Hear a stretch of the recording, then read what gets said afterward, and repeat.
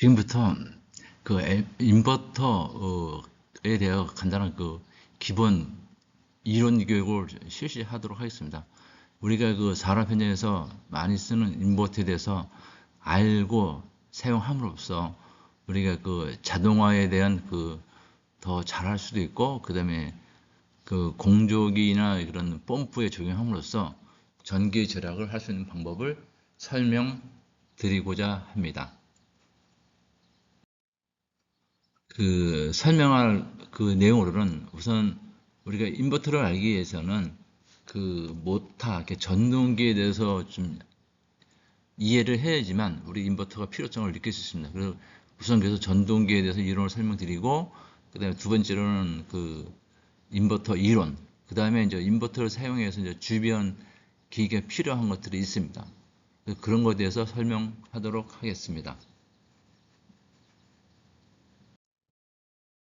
그럼 우선 모타 전동기 설명드리도록 하겠습니다. 우리가 전동기라고 하는 것은 전동기 기본 개념은 전류가 흐르는 도체 자기장 속에서 받는 힘을 이용해서 전기 에너지를 역학적 에너지로 바꾸는 기기를 갖다가 우리가 보통 모타라고 합니다. 그래서 오늘날 우리가 삼상 교류용 전동기를 주로 사용하고 있습니다. 발전기, 모타의 반대의 개념은 이 발전기가 됩니다. 우리가 전기를 지금 생산하고 있는 수력발전소, 화력발전소, 뭐 그런 원자력발전소 그런 것들이 다 모타의 반대 개념으로 하게 되면 바로 발전기에서 전기를 만들어지게 되는 원리가 되겠습니다. 그래서 우선 우리가 모타의 종류로서는 DC 전압을 사용해서 쓰는 DC 전동기가 있고, 그다음에 교류 전동기가 있습니다. 그래서 우리가 인버터에서 쓰는 것은 이제 교류 전동기이기 때문에 직류 전동기는 좀 제외하고 우리가 교류 전동기에 대해 설명드리면, 교류 전동기에 또 동기 전동기에 분류되고 비전기 전동기, 그 다음에 유도 전동기, 그 다음에 단상하고 삼상 유도 전기가 있는데, 인버터를 사용하는 그런 부하에는 삼상 유도 전동기가 쓰이고 있습니다. 삼상 유도 전동기에서도 보면 건선형 전동기가 있고 농형 전동기가 있습니다. 그래서 이 두 가지, 그러니까 삼상 유도 전동기를 가지고 이런 자동화 쓰게 되면 인버터 부하에 적용할 수 있습니다. 그래서 전동기의 특징을 보면, 직류 전동기는 우리가 토크 확보가 유리합니다. 그러나 정기적인 보수가 필요하고, 그 다음에 보수를 하기 위해서 비용이 많이 들기 때문에 옛날에 80년대 전에는 많이 사용했으나 현재는 인버터를 적용한 유도 전동기를 많이 사용하고 있습니다. 동기 전동기하고 유도 전동기를 보면, 동기 전동기는 대용량 전동기 제작에 힘들기 때문에 보통 우리가 유도 전동기를 많이 쓰고 있습니다. 가장 많이 전력전자의 발달, 그러니까 전력전자 발달한다는 것은 우리가 인버터의 발달로 인해서 현재 가장 많이 사용하는 것이 전동기입니다. 그리고 이 유도 전동기는 유지 보수가 쉽습니다. 그래서 현재 유도 전동기를 많이 사용하고 있습니다. 전동기 원리를 보면 우리가 앙페르의 오른 나사 법칙, 그러니까 자개의 방향을 찾아내기 위한 법칙으로서 전류를 오른 나사 진행 방향으로 흘리면서 자개는 나사가 진행한 방향으로 생긴다. 그래서 자개는 나사가 진행한 방향을 발생하는 법칙입니다. 이거 우측에 이제 그림 보면 이제 전류가 전류의 방향으로 오른 나사 법칙에 의해서 이게 모타가 회전하는 그런 원리가 되었습니다. 여기 밑에 이제 2번은 뭐 회전 자개의 발생이고요.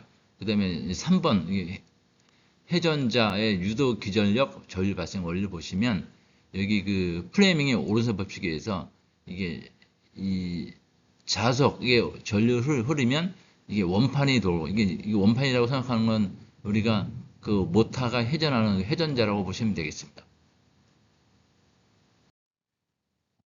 회전자의 법칙은 어떤 우리 플레밍의 왼손 법칙에 의해서 엄지손가락은 폴스 힘이고, 그다음에 B가 이제 중지가 이제 자개, 그다음에 중지 손가락이 이제 전류 방향에 대해서 이렇게 모타가 돌게 되었습니다. 그 아고라의 원판에 의해서는 그 보면 우리가 자석에 보면 S극과 N극이 있는데 그 S극 N극 그걸 뭐 온오프 시키게 되면 그 전동기에 회전하는 원리가 되겠습니다.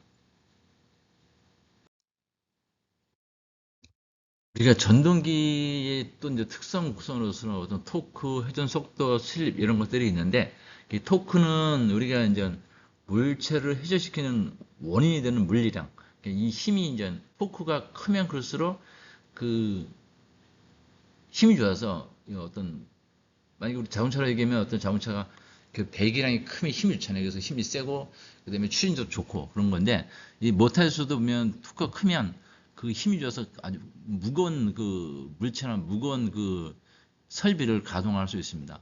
그래서 보통 그 토크가 크다는 거는 모터 용량이 크다는 것과 그 비례 관계가 있겠습니다. 그 다음에 이제 모타의 회전 속도. 모타 회전 속도는 극수에 인간 전원 주파수의 크기에 의해서 결정이 됩니다.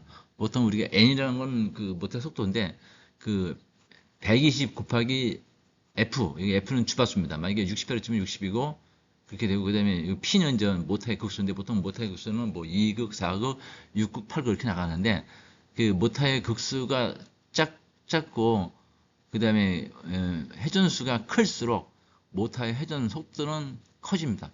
그래서 우리가 보통 일반적으로 그 사용하는 그 우리나라 그 60Hz용 모터에는 보통 60Hz용 그 4극 모터는 1800rpm의 그 회전 속도입니다. 슬립이라는 거는 실제로 그 금방 말씀드렸듯이 그 우리가 쓰는 일반적인 모터는 1800rpm이지만 실제로 그 슬립이라는 게 존재해서 1750, 1760rpm이 그 돌게 되어 있습니다. 그래서 슬립이 왜 생기냐면 슬립이라는 거는 그 동기 속도에 비해 저하된 정도로 슬립이라고 합니다. 동기 속도보다 저하된 속도로 인해서 어떤 그 1800rpm이 아니라 1750 하는 그러니까 30 내지 50rpm의 슬립이 발생하는 겁니다.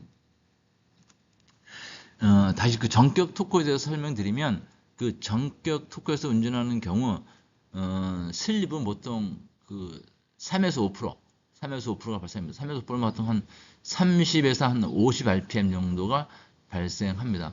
그리고 슬립은 또 그 부하 토크가 클수록 슬립은 더 많이 발생합니다.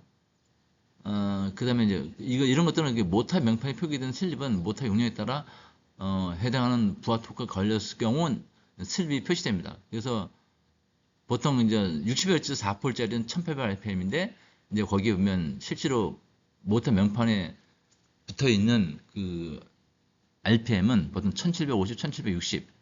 그 다음에 그 메이커마다 약간 차이 있고, 그 다음에 모터 용량에 따라서 약간 차이가 있습니다. 그 유도동기 특성 구조로 보면 어떤 시동 토크라는 게 있고, 그 다음에 최소 토크, 최대 토크가 있는데, 그 최대 토크는 동기 속도의 80배에서 90%에서 발생을 합니다. 여기 보면, 여기 회전 속도가 있고, 그 다음에 여기 이제 토크가 있으면 보통 회전 속도가 한 여기 우리가 보면 60Hz, 한 1700rpm 정도에서 최대 토크를 낼 수가 있습니다.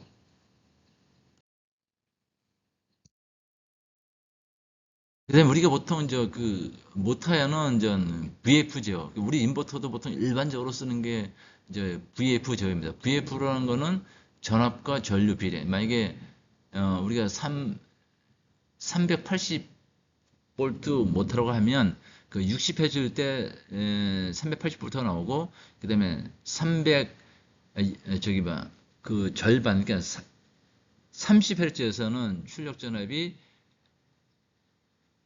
107, 80볼트 정도가 출력이 됩니다. 그래서 이게 비례적으로 이렇게 그 나가야지 모터가 정상적으로 가동이 됩니다. 그래서 주파수의 가변에 따라 전압이 같은 비율로 조절되는 것을 우리가 VF 제어라고 합니다. 자속을 일정하게 유지하기 위해서는 VF 비율이 항상 일정하게 유지되어야지만 그 모터의 특성에 맞게끔 운전이 가능합니다. 일정한 토크를 보장하기 위해서는 부하량의 변동에 따라 출력 저주가 증가 혹은 감소됩니다. 그 다음에 토크 부스트. 토크 부스트는 우리가 보통 인버터 모터가 기동할 때에는 출력 전압을 조정해서 그 저속, 그러니까 저주파수에서도 기동이 가능하도록 그 토크 조정을 합니다. 보통 우리가 인버터에서는 한 2%, 3% 정도 공장 출하치를 설정해놓고 쓰고 있습니다. 근데 이제 그 부하에 따라서 약간 조정할 수 있습니다.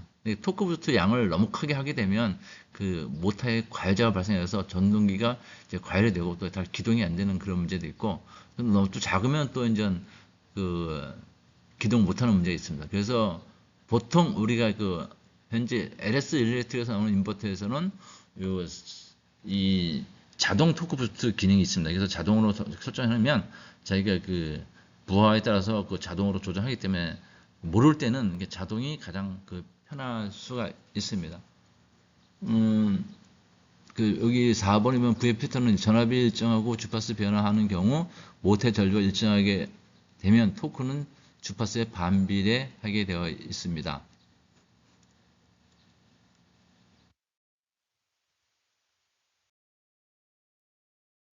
지금까지는 그 모터에 대해서 설명을 드렸고요. 다음부터 이제 실제로 우리가 그 원래 설명하고자 했던 인버터에 대해서 설명드리도록 하겠습니다. 지금부터는 그 인버터에 대해 설명하도록 하겠습니다. 그 인버터는 정기적으로 보면 그 사전적이면은 그 DC를 갖다가 AC, 그러니까 교류로 전환하는 장치를 갖다가 인버터라고 부릅니다.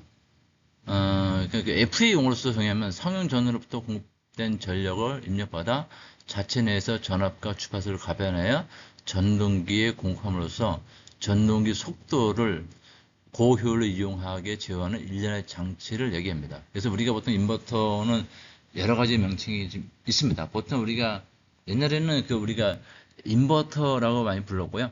그다음에 요즘은 또 이제 AC 드라이버라고 많이 씁니다. 그다음에 VFD, 그다음에 VVF, 그다음에 VSD라고 쓰는데 보통 현재 우리가 가장 많이 그 쓰는 명칭은 보통 인버터 AC 드라이브. 그다음에 VVF는 보통 우리가 이제 그 인버터라고 하면 V 베리어블 볼테이지, 그다음에 베리어블 프리퀀시하고 그 전압을 가변하고 주파수를 가변하는 거를 보통 우리가 인버터라고 부릅니다. 그래서 그 인버터의 가장 그 기본적인 그 사용 목적은 그 전동기 속도를 제어하는 데 쓰는 겁니다.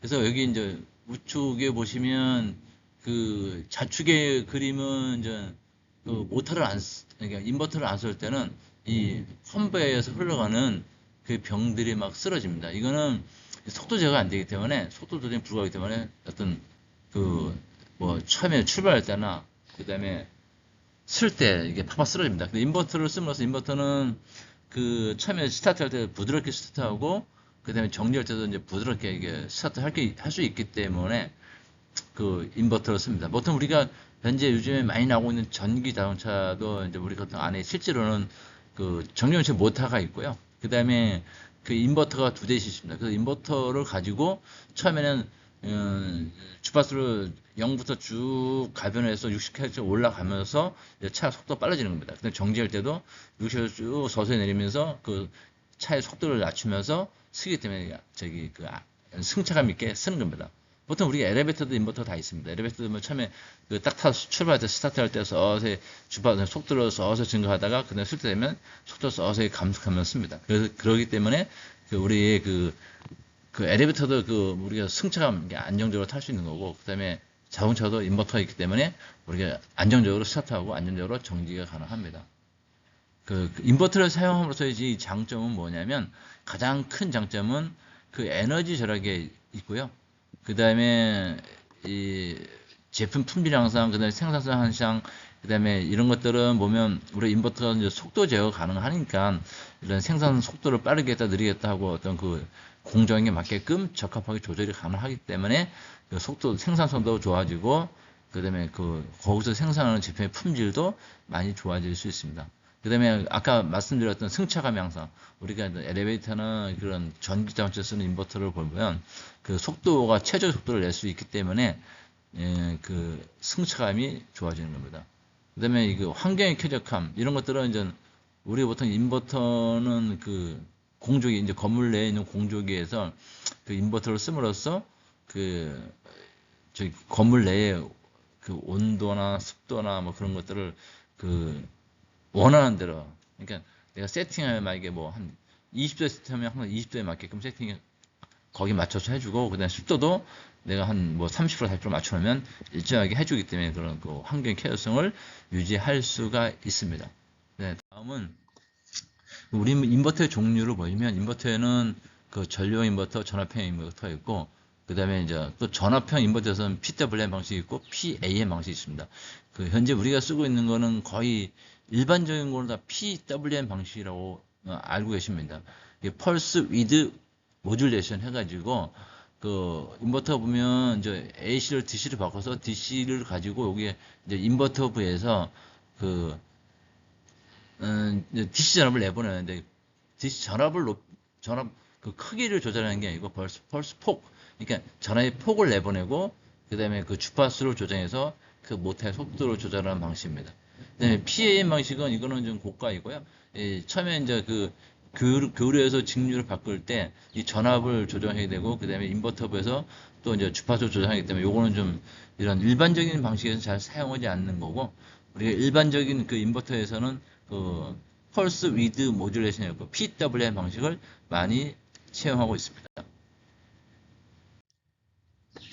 그 PWM 전압형 인버터에 보면 그 직류회로에서 콘덴서를 사용하여 전압을 일정하게 유지하고, 그 트랜지스터, 이게 트랜지스터 IGBT나 GTO라고 하는 건데, 그 직류 전압을 스위치하는 방식, PWM 펄스 변조 방식을 갖다가 우리가 PWM 방식을 합니다.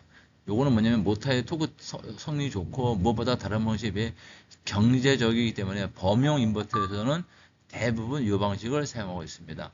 그래서 보통 우리가 PWM 인버터를 보면 여기 이쪽에 이제 삼성에서 보면 이게 다이오드가 있습니다. 다이오드가 이 플러스 측에 있고 마이너스 3개씩 있고, 그 다음에 여기서 이제 AC를 DC를 바꿔주면 여기 이제 콘덴서에서 이거 평화를 해줘서, 근데 평화를 해준 걸 갖다가 보통 이거 TR1, 2, 3 해서 6까지 있는데, 이제 이것도 플러스 쪽에 3개, 마이너스 쪽에 3개 해서 이게 6개가 있습니다. 그래서 여기서 보면 실제로 여기 밑에 이 파란색 거 보면 출력 전압하고 이게 주파수를 조절해서 모터로 인가하게 되면 그 모터의 속도가 조절되는 방식입니다.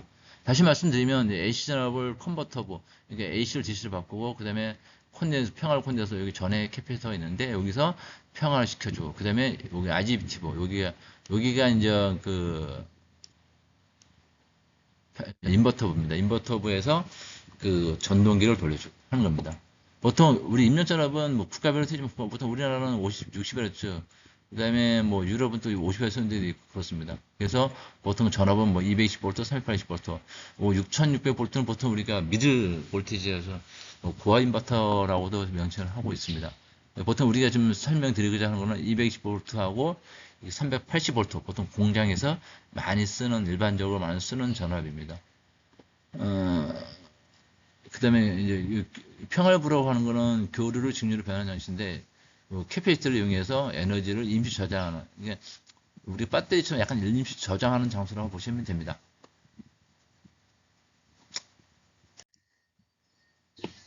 전류용 인버터는 우리가 잘 안 쓰는 거기 때문에 전류용 인버터, 그 다음에 PAM 전압형 인버터 방식은 잘 안 쓰기 때문에 요거는 생략하도록 하겠습니다. 인버터부를 다시 앞에서 설명드리면 이쪽에 지금 이제 다이오드가 있고, 그 다음에 여기 지금 여기 충전장이 있어 그 MC가 있는데 요거는 전 충전 회로가 있습니다. 여기는 왜 충전 회로가 왜 있냐면, 여기 처음에 저기 AC 전압을 인가할 때, 전원을 투입할 때 그 여기 충전 회로가 없으면 이 콘덴서의 그 어떤 돌입 전류가 흐르면서 다이오드가 소진될 수가 있기 때문에, 모든 인버터는 이 충전 회로 방식은 여러 가지 방식이 있지만, 여기는 요 지금 그림에는 그 마그네틱 컨택터하고 충전 자양을 사용해서 하는 방식을 지금 회로를 그려놨습니다. 이건 어떻게 하냐면, 처음에는 충전장으로 전류를 제어해서 흘렀다가 여기 콘덴서가 전압이 이제 안정이 되면 이제 컨트롤 보드에서 MC를 붙여서 여기 이제 MC로 이제 도통이 되는 그런 방식이겠습니다.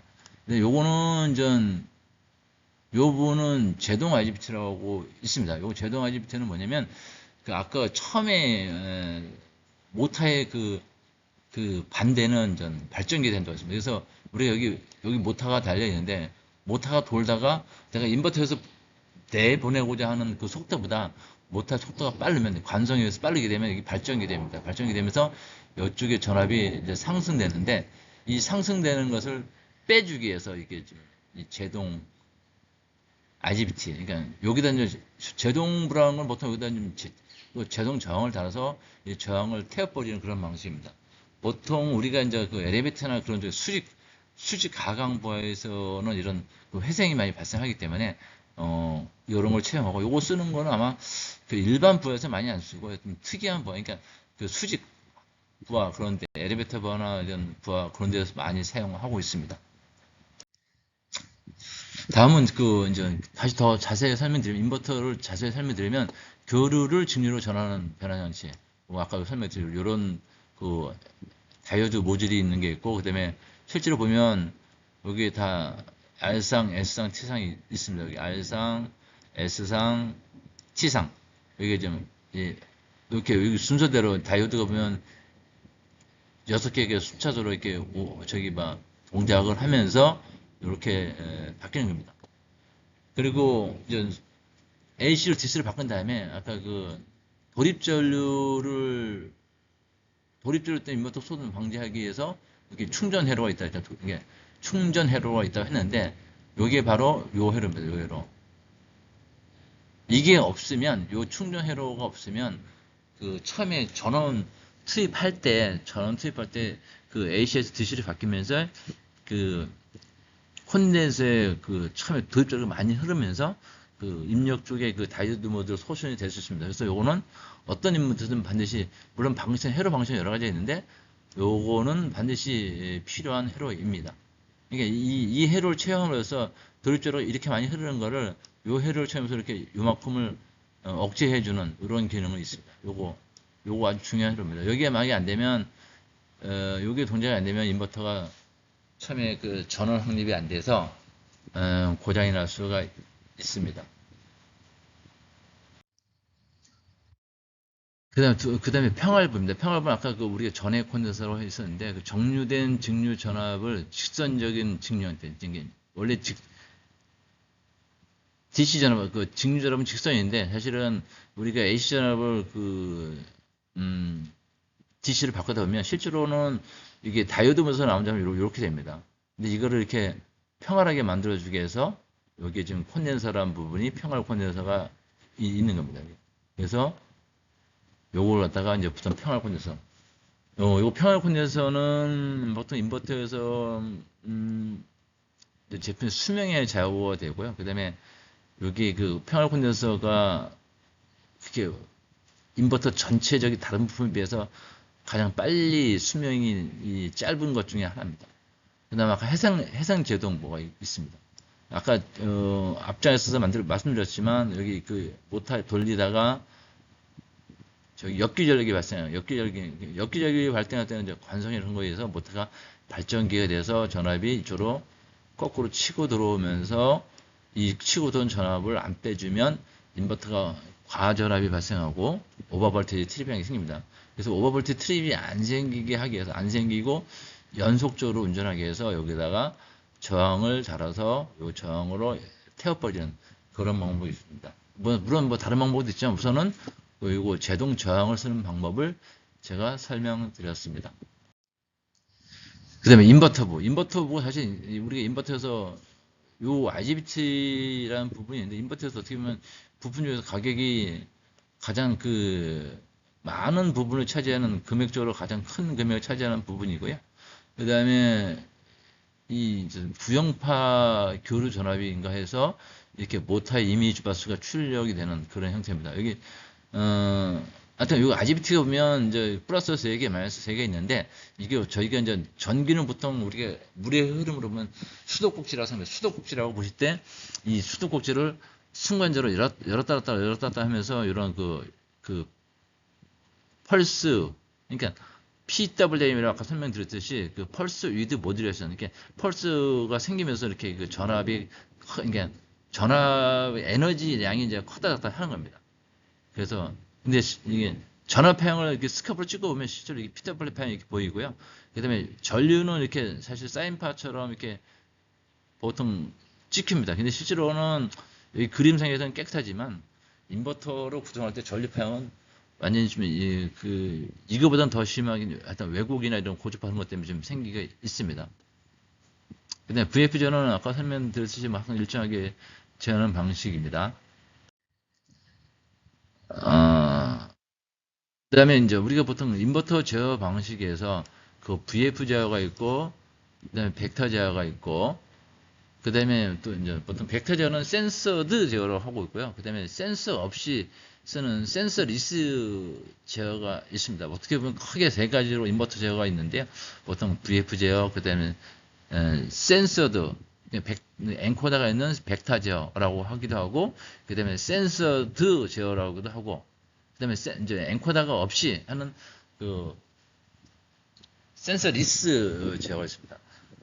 세 가지 중에서 가장 그 정밀하고 토크가 좋은 거는 벡터 제어고요. 그다음에 두 번째는 센서리스, 그다음에 VF 제어 그런 방식이 있겠습니다.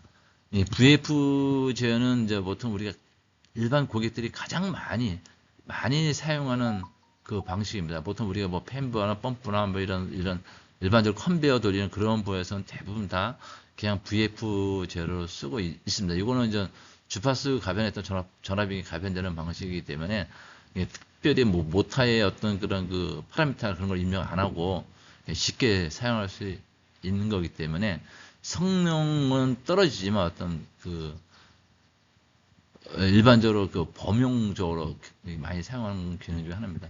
이 벡터 제어라는 거는 보면 그 유도 전동기 고정자에 이입되는 전류를 토크분 전류와 저속분 전류로 나누는데 이런 그 모터의 특성에 맞게끔 그 파라미터를 설정한 다음에 제어해야 됩니다. 만약에 그 설정을 잘못하면 오히려 VF 제어보다 더 안 좋은 영향이 될 수 있습니다. 그래서 벡터 제어는 약간 좀 기술이 필요한 제어입니다.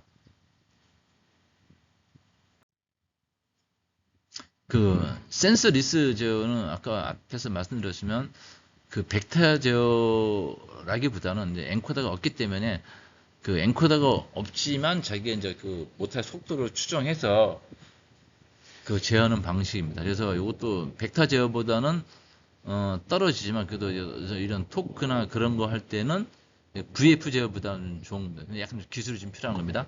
그다음에 그래서 다시 한번 설명드리면 그 우리가 인버터에서는 벡터 제어, VF 제어가 있고 센서리스 제어가 있고 그다음에 벡터 제어가 있습니다. 여기 보시면 뭐 간단하게 하드웨어 구성은 VF 제어는 아주 뭐 심플하고요. 그다음에 센서리스는 비교적 좀 간단하고 그다음에 벡터 제어는 좀 엔코더나 그런 것들이 있으면 모터 엔코더가 붙어 있어야 하기 때문에 일반 모터보다 가격이 좀 많이 나갈 수가 있고 합니다. 그다음에 저속 토크성은 VF 제어는 떨어지고 그다음에 센서리스 제어는 VF보다 우수하고 그다음에 벡터 제어, 센서드 제어는 가장 우수한 그 제어와 성능을 발휘하고 있습니다. 그다음에 부하의 종류는 우리가 보통 그 CT부하, VT부하. CT는 콘스턴트 토크, 그다음에 베리어블 토크. 여기서 그 CT부하는 토크가 일정한 부하 말씀드리는 거고요. 그다음에 VT 그 부하는 토크가 변하는 부하. 예를 들면 그 CT는 이런 컨베어나 이런 것처럼 계속 일정하게 부하가 걸리는 거고, 그다음에 VT 부하는 펌프나 그런 팬처럼 처음에 기동할 때만 부하가 걸리고 이제 기동하고 나서는 자기 원심력이나 관성 때문에 이렇게 부하가 많이 걸리지 않는 그런 부하의 그런 부하 종류를 얘기합니다. 이 부하의 그 부하별 토크 특성 다시 말씀드리면 이제 정토크 특성이 이런 정토크 특성 이런 거, 그다음에 정출력, 그다음에 이승정화, 아까 얘기했던 이제 VT 부하에서는 이런 그 이승 비례 증가하는 특성을 가지고 있습니다. 그래서 여기는 보면 팬이나 펌프나 뭐 블로어나 이런 부하에서 사용하면 아주 적합합니다. 이렇게 사용하면 전기세도 많이 절약이 되겠습니다. 그 에너지 절감 원리를 보면 우리가 금방 얘기했듯이 이제 VT바, 이제 팬, 펌프, 블로어에서 대표적인 그 VT바에서 에너지 절감 효과가 아주 크다고 할 수 있겠습니다. 그래서 여기 보면 뭐 밑에 설명하는 거는 여러 가지가 있긴 있지만 그 우리가 이제 이거는 이제 보통 공조기에서 보면 이 모터만 가지고 인버터를 채용 안 했을 때는 이 댐퍼 가지고 하는데 모터는 항상 60에 돌아야 되기 때문에 그 모터에 인가해야 되는 그 전력은 항상 일정합니다. 근데 인버터를 하게 되면 이 댐퍼를 조정 안 하고 그 인버터에서 그 모터 속도를 제어해서 낮췄다 높였다 해서 하기 때문에 전력이 낮출 때 그만큼 세이브가 되는 그런 효과가 있겠습니다. 그래서 여기서 보면 보통 우리가 인버터 55Hz 돌 때는 60Hz 돌 때보다 한 23%의 그 절감 효과가 있고, 그 다음에 50Hz에서는 한 42Hz의 절감 효과가 있겠습니다. 그래서 보통 인버터 효율 및 기타 영향을 감안하면 우리가 55Hz 운전할 때는 평균적으로 한 20%의 절감 효과가 있고, 그 다음에 50Hz에서는 한 37%의 그 전력 절감 효과가 있겠습니다. 에너지 절감 구성 이런 게 있는데 이런 것들은 뭐 나중에 더 필요하면 보시면 될 것 같습니다. 그 다음에 우리가 이제 그 인버터에 대해서는 이제 인버터를 막 사용하다 보면 여러 가지 이제 보호 기능이 발생해서 인버터 뭐 고장인지 아닌지 무슨 고장인지 잘 모를 때가 있습니다. 그래서 이런 것들은 다 이제 매뉴얼에 설명이 되어 있는데 우선 이런 걸 간단하게 설명드리면 이 보호 기능이라는 게 이제 이런 기능이 있습니다. 일단 여기 보면 여기 뭐 레벨 타입이 있고 그 다음에 뭐 레치 타입이 있고 이런 게 있습니다. 그래서 또 여기 또 보면 이제 경고도 있는데 이제 워닝이라고 해서 이제 경고는 사실은 예를 들어서 막 인버터에 있는 팬이 이제 그 어떤 고장이 있을 때 인버터 고장이 있어도 돌아도 인버터는 돌 수 있기 때문에 이제 우선 원인만 내주고 그걸 인버터가 운영한 상태에서 인버터가 정지했을 때 그걸 교체하면 되기 때문에 그런 건 워닝으로 해줍니다.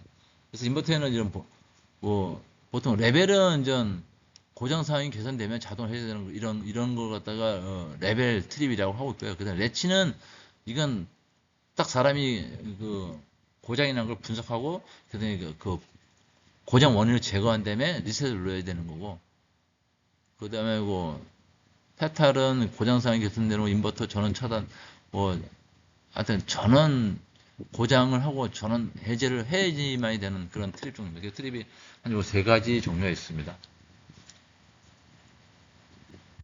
요 트립 내용은 요거는 아마 인버터 메이커마다 이제 트립 종류가 약간 차이가 있는데 근데 대부분 어떤 메이커든 그 트립 내용 거의 유사합니다.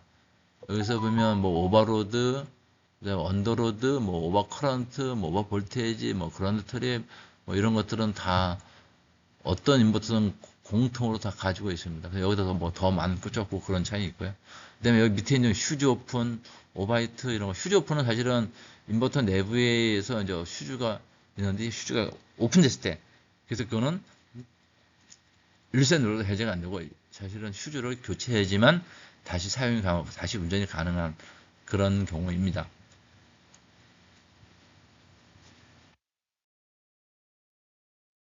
그 다음에 사실은 요거는 이제 인버터하고 모터는 지금까지 설명 다 드렸는데, 이제 우리 사실 요새 또, 고화 인버터를 일반적인 거보다는 이제 고화 인버터는 용량이 큰 거, 보통 한 대부분 보통 500kW 이상? 보통 우리가 저기 380V 거기에서는 500kW까지 인버터가 나오긴 나옵니다. 근데 이제 500kW 이상 되는 것들은 보통 우리가 이제 이 고화 인버터로 해서 1000V 이상의 전압을 인가해서 사용하는 인버터. 보통 우리가 지금 설명드린 건 220, 380, 그다음 440. 그런 도 인버터를 말씀드린 거고, 고화 인버터는 좀 큰데, 큰 부하, 이런 데 사용합니다. 고화 인버터의 장점은 뭐냐면, 저하 인버터 사용 시 강압과 승합을 해야 되는 그런 그래서 전류 왜곡이 생기는데, 그래서 요거 지금 보면 이제 우리가 저 인버터를 가지고 그 고압 모터를 돌리는 방법입니다. 이거는 일단은 인버터 전에다가 트랜스포머를 넣어서 전압을 낮추고, 그 다음에 인버터에서 나오는 전압을 다시 또 승합을 시켜서 이 고압 모터를 돌리는 방식입니다. 근데 이제 고압 인버터 쓰게 되면 이런 것들이 없이 바로 이제 그 모터를 돌릴 수 있는 이런 방식이기 때문에 여기는 많이 효과가 있습니다. 예.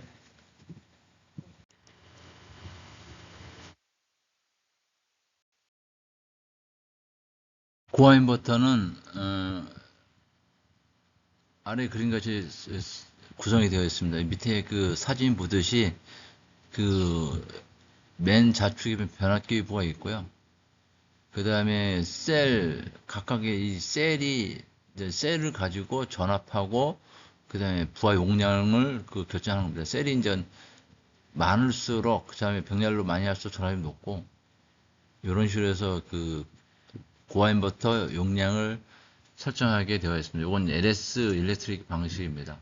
이게 여기 다시 변압기부는 뭐냐면 셀 입력 단자대로 서로 연결되면 건식 타입의 다중 펄스 다관성 위상 변압기. 요거는 좀 그래서 이 고압 인버터에 달한 변압기가 가격이 좀 비싼 편입니다. 셀 드라이브는 저압 단상 셀 드라이브가 각상 6개 직렬 연결되어 있으면 6.6kV가 되며, 이는 25레벨이 삼성 전압을 발생하게 되어 있습니다. 각 셀은 분산 제어 방식으로 PWM 제어를 하고 있고, 각 셀 보호 기능 및 바이패스 기능이 내장되어 있습니다. 마스터 제어부에서는 이 많이 있는 여러 개 있는 셀을 갖다가 그 멀티 레벨로 제어하기 위해서 이 마스터 제어부가 있습니다. 고압부터 다시 회로적으로 보면 여기 밑에 이제 그 변압기가 있고요. 그 다음에 이 각각의 제어는 AC로 DC로 제어해주는 그 다이오드 모듈 부위가 있고, 그 다음에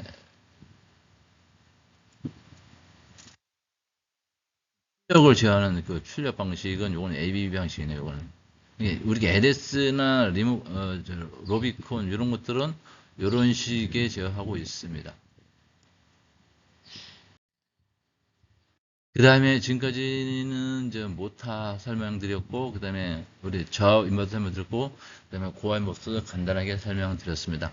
주변 기기는 좀 간단하게 넘어가도록 하겠습니다. 우리가 그 인버터를 사용하다 보면 고조파가 발생합니다.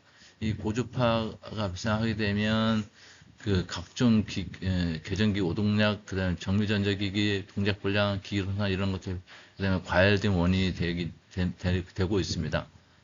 고주파의 발생 원인은 보통 우리가 인버터, 전력전자를 사용하는 기기에서 발생되고, 그 종류는 변환장치, 회전기, 변압기, 컴퓨터 등의 전자장치 등이 있습니다. 고주파 영향으로는 인버터 고주파 발생은 지속적이고, 고주파 전류 성분이 크기 때문에 전력계통의 사고 및 장애 발생이 빈번하여 전력계통 운영에 많은 문제점을 유발하고 있습니다.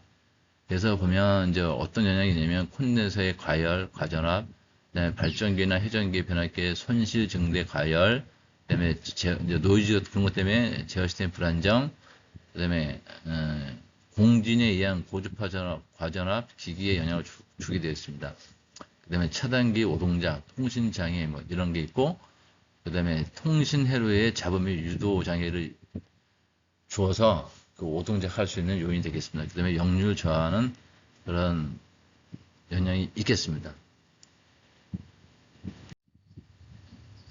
우리가 종합적으로 고주파 외역률을 보면 이런 아래와 같은 이런 견석이 있는데 이런 건 좀 보시면 되고, 그 다음에 고주파 발생 요인은 보면 오타 용량이 증가됩니다. 고주파 전류를 증가시키는 그런 거 있고, 부하량 증가, 그 다음에 이런 거를 좀 줄이기 위해서 어떤 DC나 AC 리액터를 채용해서 이런 걸 줄일 수가 있습니다. 그래서 보면 이게 고주파 저감 방법에 있어 인버터에서 고주파 저감 방법은 그 AC 몇 단위 RST 안에 있는 교류 리액터를 채용하고, 네, 인버터 뒷단에 DC 리액터를 사용해서 고주파를 저감하는 방법이 있겠습니다. 보통 인버터 용량 큰 거에서는 이런 게 있고, 현재 LS 일렉트릭 생산하는 인버터에서 보면 용량이 큰 것들은 기본적으로 그 DC 리액터가 기본 내장이 있고, 그다음 옵션으로 우리가 처음에 그 주문을 낼 때 그 DC 리액터 타입을 주문을 낼 수 있습니다. AC 리액터는 그거는 뭐 내장에서 내려갈 수 있는 게 아니고, 그 판넬을 제작할 때 그 AC 리액터를 판넬 내부에 설치해서 이런 그 고주파 저감을 할 수 있는 방법이 있겠습니다. 그 다음에 뭐 변환기 다팔수와 이런 것도 있고, 그 다음에 PWM 컨버터 적용하는데, 요거는 PWM 컨버터는 아까 그 우리가 제동 IGBT, 제동 유니트, 그러니까 모터가 회생할 때 전압을 과전이 발생하지 않도록 하기 위해서 IGBT 사용하는데, 요 PWM 컨버터를 이용해서 그 회생되는 전압을 다시 우리가 이 AC 전압으로 돌려줘서 이렇게 하는 방식도 있습니다. 요거는 사실은 가격이 좀 인버터 가격보다 비싸거나 뭐 동등한 가격이어서 이거는 특별한 부하가 아니면 잘 쓰지 않는 그런 장치가 되겠습니다. 그 다음에 여기는 뭐 여러 가지 있는데, 우선 고주파에 대해서는 보면 뭐 공작 원리 이런 구성 방식, 해상 방식이 있는데, 이런 것들은 인버터를 많이 사용하면서 문제 됐을 때 이거는 고민해도 되겠습니다. 인버터 입력 전류 고주파 분석이 있는데, 보통 우리가 그 일반적으로 리액터를 사용하지 않게 되면 보통 고주파가 88%입니다.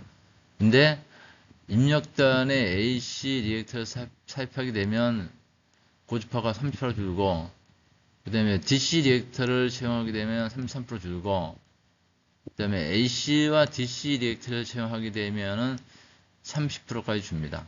근데 보통 이 정도까지 주고 더 이상은 하긴 쉽지 않습니다. 이거는 다음부터는 뭐 인버터 입력을 여섯쌍으로 만들어 하는 건데, 이거는 인버터 설계 방법을 이렇게 바꿔야 되는 거기 때문에 이런 것들은 아니고, 아마 우리가 일단 고주파를 그 저감하기 위해서는 AC 리액터 또는 DC 리액터 뭐 두 개 다 동시에 채용이 되고 하나씩 채용이 되고 두 개 동시에 채용하는 것이 고주파를 줄이는데 가장 큰 효과가 있겠습니다.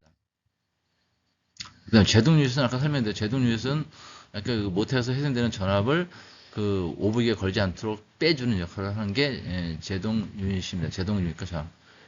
제동 유닛이고 제동 저항이 있고, 보통 제동 유닛은 우리가 인버터가 요즘에는 한 22kg까지, LS 같은 경우는 22kg까지는 기본 내장형이고, 그다음에 제동 저항은 이제 고객이 이제 구매해서 사용하게 되는 그런 식으로 설계가 되어 있습니다. 그다음에 이제 우리가 제동 회생이 얼마큼 되어 있어서 그 EDU라고 있는데, EDU를 이렇게 계산해서 저희가 저항값을 계산하면 되겠습니다.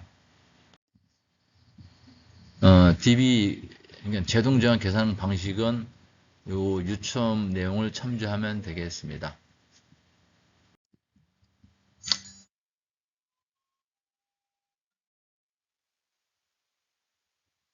그 다음에 이제 우리 이제 역률의 정의는, 역률은 어떤 우리가 저기 시상 전력에 대한 유효율 성분, 일반적인 코사인 세타라고 표현을 합니다. 얼마나 유효한가이라는 거에 대해서 이제 말하는 게 이제 역률이라고 하는데요. 그렇게 얘기하고 있습니다. 그다음에 전력의 구분은 보통 우리가 유효전력, 무효전력, 피상전력이 있습니다. 무효전력이 적을수록 좋은 거고, 우리가 완전 저항보험만 있으면 그 무효전력이 1인데, 네, 보통 L과 C 성분 때문에 무효전력이 발생하게 되어 있습니다. 그 역률 개선은 어떤 리액션 성분이 있으면 전류와 전압 유전차가 생기는데, 이것 때문에 생기는 거고, 그다음에 이 역률이 안 좋으면 전력 손실이 발생하고, 그다음에 수명 연장, 전력 계통의 안정 등이 안 좋습니다. 그래서 리액터를 장착하는 경우 방법에서 역률을 개선하는 겁니다. 아까도 말씀드렸지만 그 리액터를 채용해서 역률을 개선하는 방법이 있겠습니다. 그 다음에 이제 우리가 보통 인버터에서 EMC 필터라는 게 있는데, 그 EMC라고 정의하면 우리 EMI라는 게 있고 EMS가 있고 EMC가 있습니다. EMI라는 거는